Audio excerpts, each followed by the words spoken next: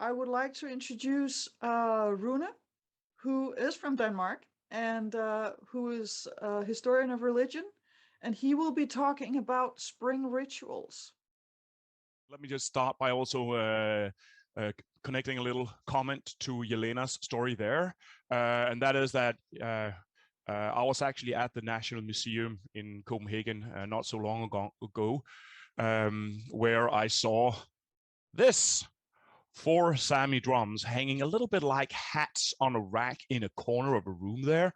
And I lived in Karasjohka in northern Sapmi, so I know how important these objects are to people up there, and I don't believe in white guilt, but I do believe in white responsibility, and I very strongly feel that that there is an aspect of an ongoing violence that is basically connected to the fact that that these objects are still kept in this way. Yeah, just wanted to say that. Cool. My name is Roon Rasmussen. I'm a historian of religion, and I'm working actually on something that's kind of related to Yelena's work. I'm working on trying to use traditional knowledge perspective or indigenous knowledge perspective to look at majority Euro-descendant culture. I'm trying to take this into sort of contemporary space. I'm working with kind of reinventing contemporary mask or into contemporary form traditional masking rituals, and also to bring some of the animist perspective on Euro-descendant culture into eco-activism in order to basically seed our normal Euro-descendant culture with an animist, you could call it indigenous inflected perspective. So I don't use the word indigenous, but it's kind of a different story. And the point is, of course, to create a different way of relating to land, and hopefully a less destructive way of building relation between human communities and the world around us. Cool. Here I'm talking about rituals of spring. One of the reasons is that when you live in Northern Europe, the turning of the year is a really, really important aspect of how you are relating to land. And I've been working quite a lot of that. Oh my God, I'm just messing up in all the ways I can here. Sorry. Stuff like Christmas rituals or spring rituals is a really important way of building, I would say, land connectedness, and thereby to counter the rupture between humanity and the experience world, which I believe is somewhere at the conceptual root of the destruction of the planet that we're seeing today, the omnicide, the deep rupture between humanity and social the world, nature, for instance. Cool. So I'm going to zoom a little bit, take a couple of points back through time in looking at spring rituals.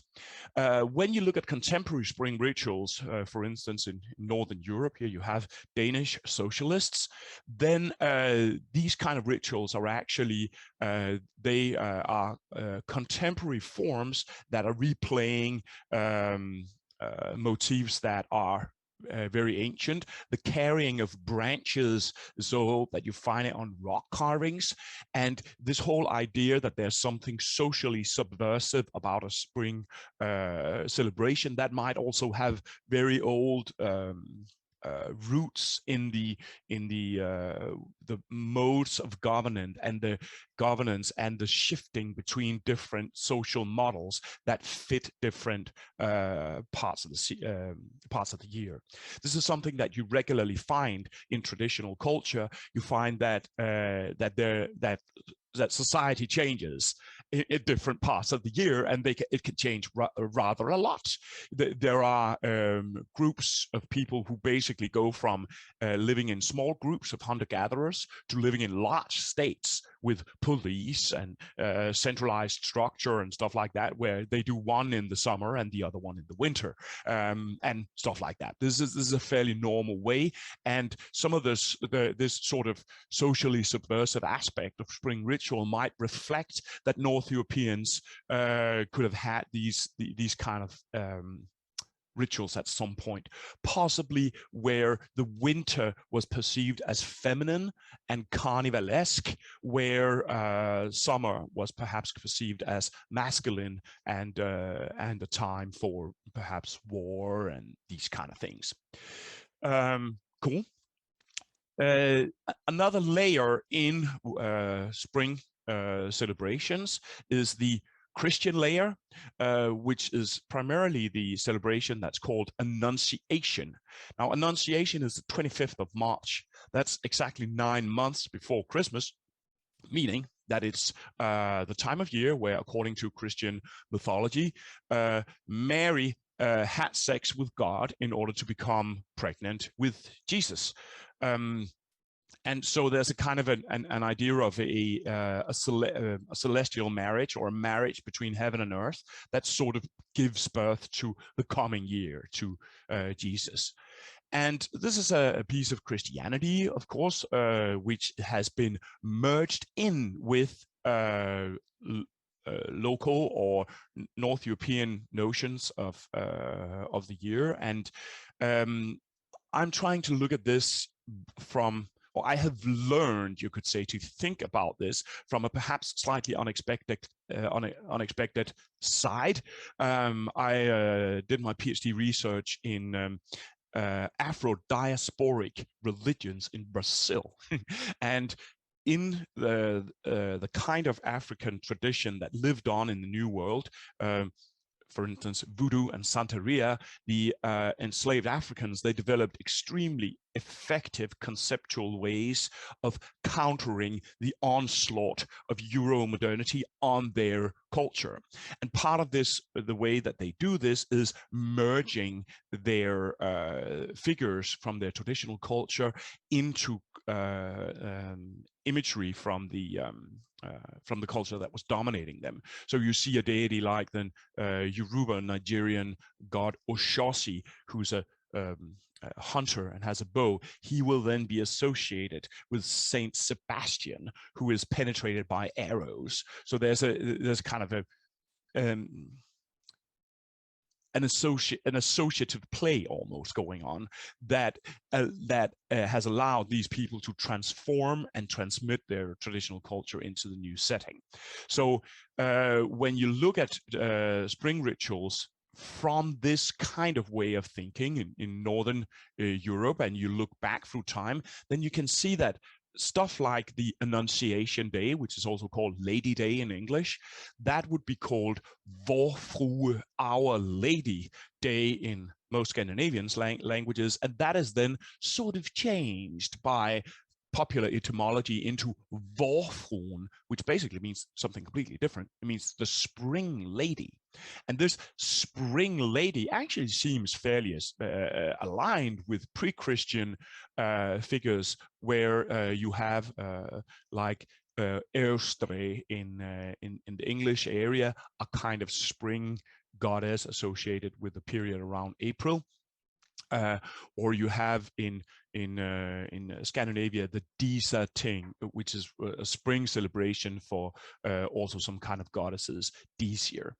So and you see these interpretative merges or syncretisms going on in different ways. You also see that Saint Eric of Sweden is celebrated on the 18th of May, and Saint Eric is very closely associated with a pre-Christian god named Frey, that he's in a similar way as there are links between Oshosi and Saint Sebastian or Saint Sebastian. There seem to have been people seem to have built these associations in a similar way between Saint Eric and Frey.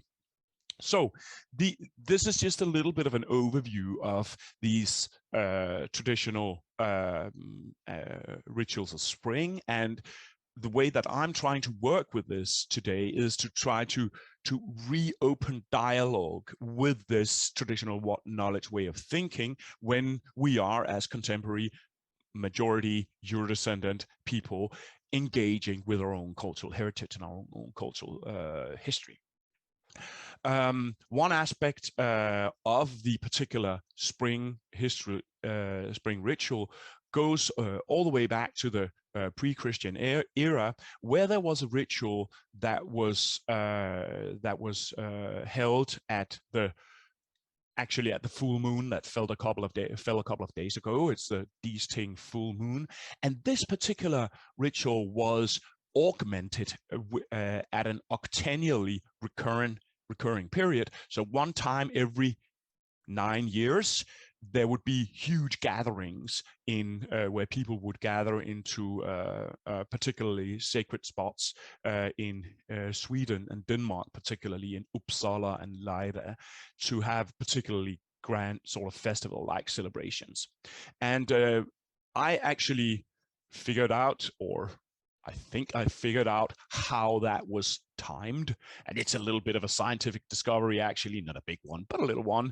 And I was considering if I should make some sort of an article about it, but I really can't be bothered. What I actually want to do is I want to try to play these sort of realizations directly into culture and into popular culture. So the fact that the alignment of a specific moon phase with the solstice happens next year, which would in the pre-Christian era have defined this period here, that I basically tried through my platforms to play this into contemporary popular culture and say, let's try to recover this octennially recurring celebration of spring. This particular, and when I did this, I basically just went out and told people, oh, hey, so this is probably the way people used to do this timing. So let's start doing it again, or let's start doing something, because there's a little problem. And the problem is that what people did before Christianity was that they sacrificed a lot of humans.